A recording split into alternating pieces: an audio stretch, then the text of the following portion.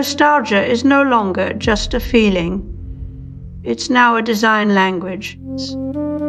Streaming services layer CRT scanlines and film grain over pristine digital feeds to give us the illusion of warmth in an otherwise sterile world.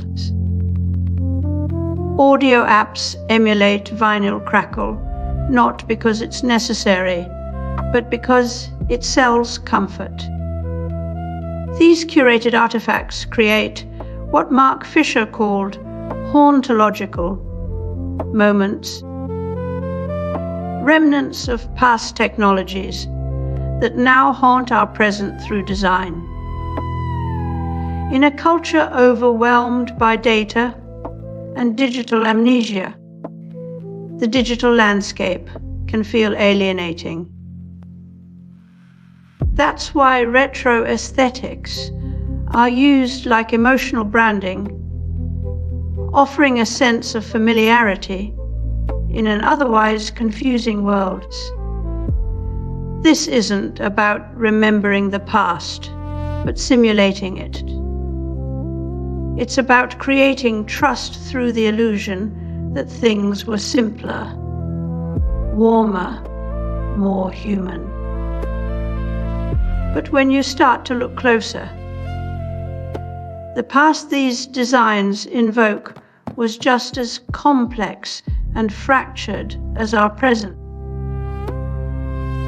The past that nostalgia now sells isn't historical. It's a curated simulation. It's not about remembering, but manufacturing comfort through aesthetic deceptions. Mark Fisher explains how Jameson theorized the nostalgia mode as something born when we can no longer focus on the present. Instead of engaging with current realities, we retreat into stylized versions of the past that make everything feel familiar again, even if it was never actually like that.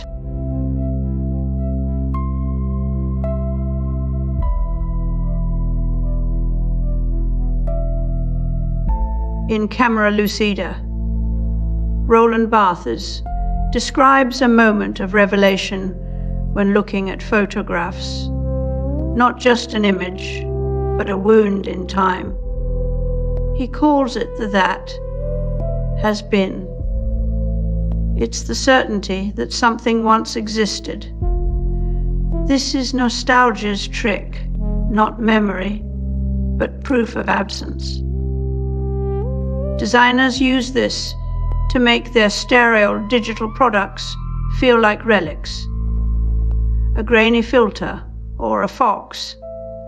VHS border doesn't mimic history. It performs presence through its own erasure. Barthes also introduces punctum, that small, jarring detail that pierces the observer. In nostalgia-driven design, puncta are everywhere: a rotary dial sound effect, a CRT flicker, pixelated fonts. These aren't decorative, but disruptive. They create friction against digital perfection to awaken what we think we remember. The effect is emotional dissonance wrapped in visual harmony.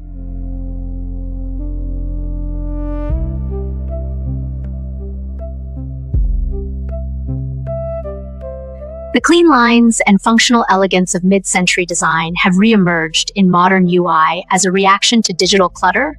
Think Swiss typography meets minimalist grids. Our tools shape more than our hands. They shape how we feel about time itself. Neil Postman warned that in a Technopoly, technology doesn't just replace tradition. It redefines what counts as truth and comfort. Today's digital platforms feed us fragments of the past, not to remember them, but to anchor us in an illusion of continuity. The algorithm knows you can't trust today's chaos, so it serves yesterday's look instead. In Postman's world, nostalgia is not the product of memory, it's a diagnostic tool.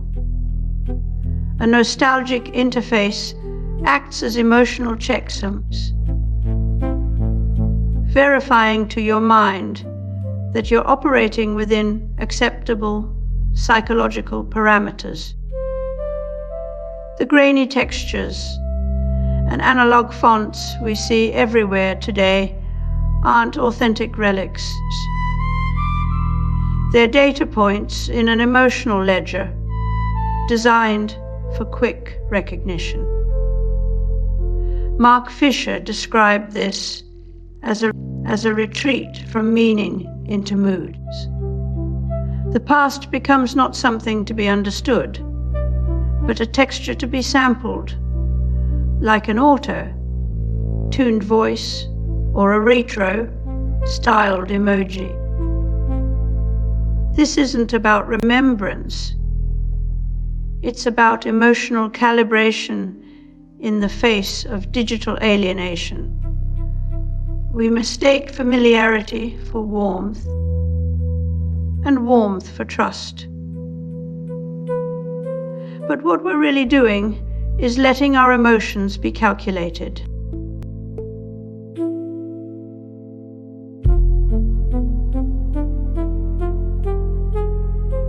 We have a new human being, and that's Chris Potter of Memetics Corporation, a new synthesizer, the Yamaha DX100, and a new computer, the Commodore Amiga.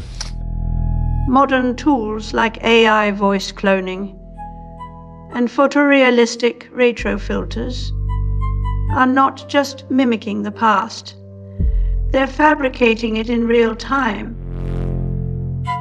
blurring what is remembered with what is invented. This isn't nostalgia anymore. It's a curated simulation that trades authenticity for emotional resonance.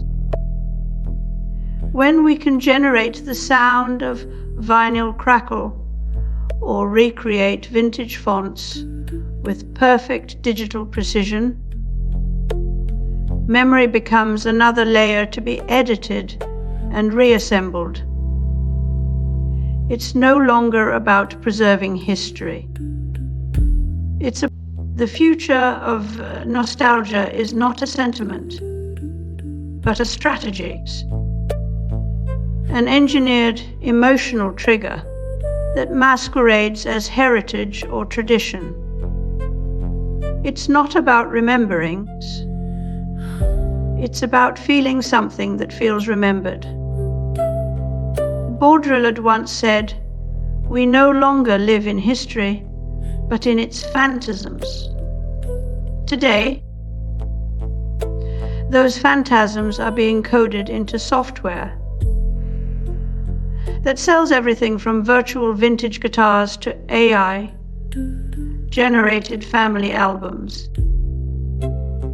The past is no longer a record of what was, it's an interface. In a world where everything feels like it already exists, authenticity becomes irrelevant. What matters is the emotional response, not whether the memory is real, but whether it feels right. Fisher called this dyschronia, a temporal disjuncture we no longer find strange because retro mania has normalized it. We don't just look to the past for comfort. We manufacture it with the precision of an algorithm. In this way, nostalgia becomes not a window into history, but a mirror reflecting our own needs.